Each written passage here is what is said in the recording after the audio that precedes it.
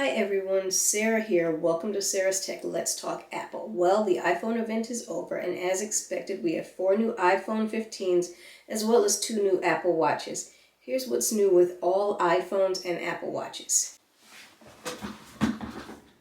Apple chose to start off the event by talking about the Apple Watch Series 9.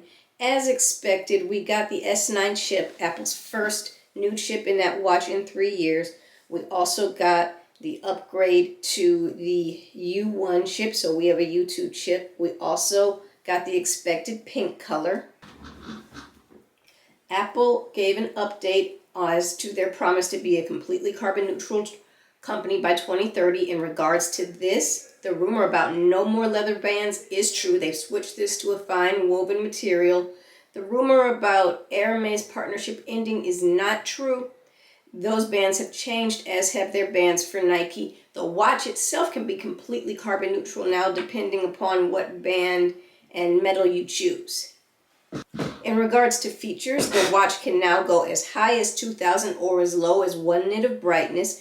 We also have a new double tap feature that you would do on whatever arm you wear your watch. You can start or end a call with this. You can go to your home screen with it. You can scroll through your widgets with it.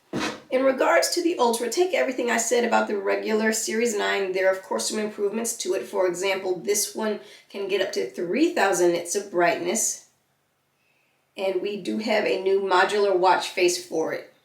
In regards to the 15 and 15 Plus, as expected, we have last year's A16 chip, dynamic island, and 48 megapixel camera, all coming down from the 14 Pro and 14 Pro Max models.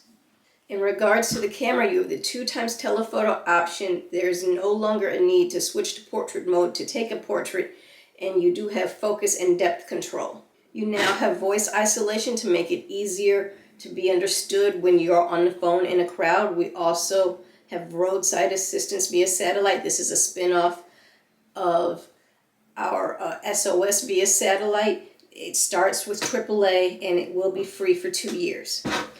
As with the Apple Watch, you have the U2 chip in place of the U1. The fine woven phone cases will replace the leather ones, and we are now using 75% recycled aluminum in the phones. In regards to price, your standard iPhone 15 still starts at $799, and your iPhone 15 Plus will start at $899.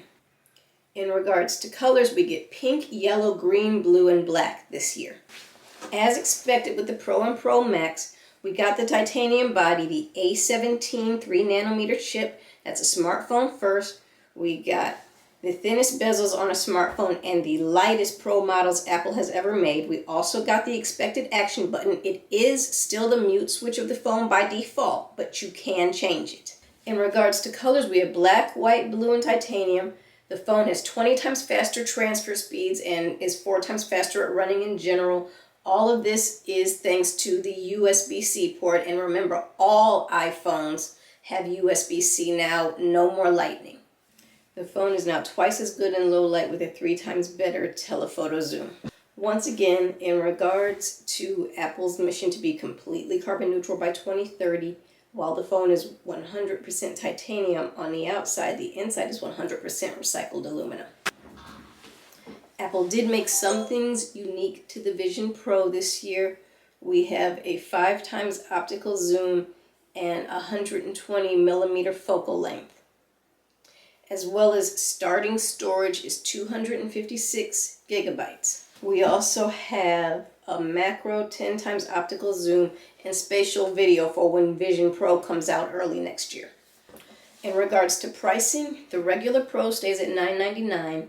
The Pro Max does get a price increase like we heard about, but it's $1199, not $1299 like some people were saying, thankfully. That was pretty much the gist of the event.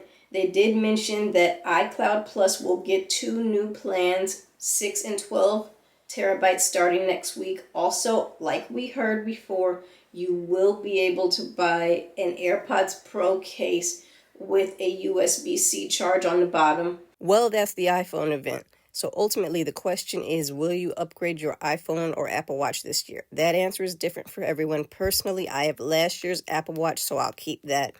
as there hasn't been significant changes to make me upgrade it. In regards to my iPhone, I do intend to upgrade that. My current device is a 13 Pro Max.